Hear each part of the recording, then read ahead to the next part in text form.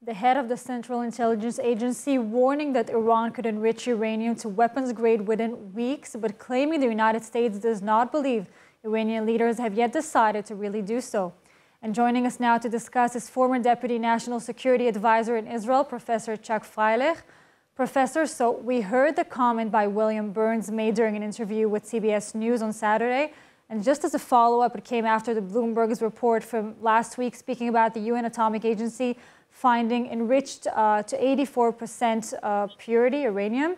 What are the latest details and what made CIA chief raise this again right now?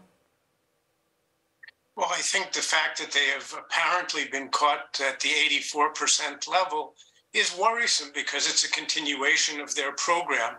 The fact is Iran, for the last certainly months, if not the year or so, has had enough fissile material for its first bombs. What it has not done, and apparently this has not yet changed, is to go the last step, the weaponization. Now, it's to put it on a warhead that can fit on a missile.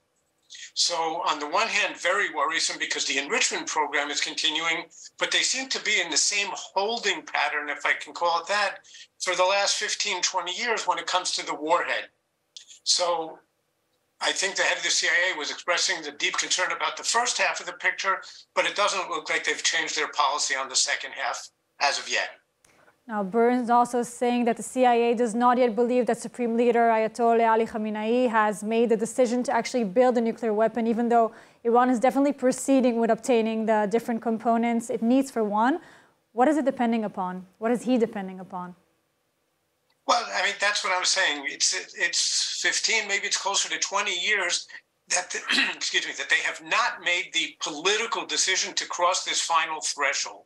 And I think it's not because they don't want to, it's because they understand that it would be a bridge too far and that it might invite either really truly crippling international sanctions of the kind that they cannot afford, or it might actually invite the Israeli or American attack that they're afraid of.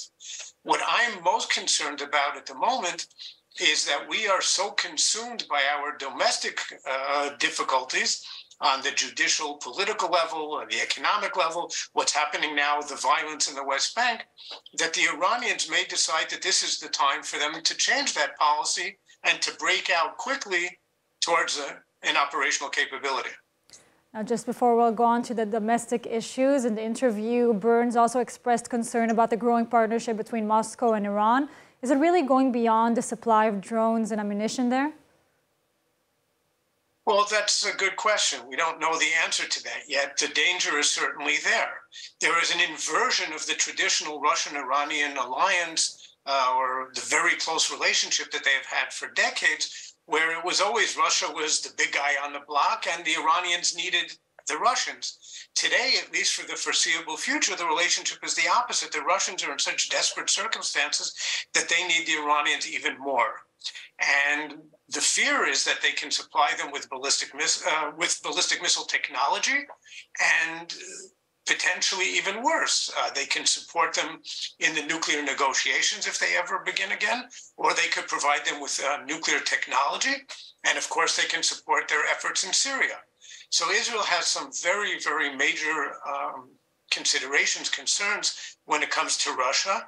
And that's why I believe with all sorrow, because I would like to be able, for Israel to be able to support Ukraine wholeheartedly, I think our policy of caution here has been the appropriate one, and we can't change that. Interesting. Now, what is the U.S. saying? What is Israel saying this week after this interview or since the report came out last week? Saying about, excuse me? About Iran, about the whole new report coming out, that Iran is closer than ever, really, to enriching uranium. Well, again, I think what we saw is really, it's an Iranian probing move. Okay, they haven't really done anything dramatically different on the ground. They went from 60 to 84%. It's not a big deal. And from the 84 to 90, the actual military level is nothing. In point of fact, it turns out you can make a weaker bomb even at the 84% level. The question here is, again, I think it's a probing move. They're trying to see what the U.S. and Israel will do about it. The U.S. is preoccupied with the Russia-Ukraine issue and China. Israel's preoccupied, as I said, with our own domestic issues. and the flare-up, the major flare-up in the West Bank. And they want to see if neither one of us can respond in an effective manner, then maybe they'll decide that this really is the appropriate time to go and break out. In other words, to start the final stage, the weaponization of they have the fissile material for the bombs already.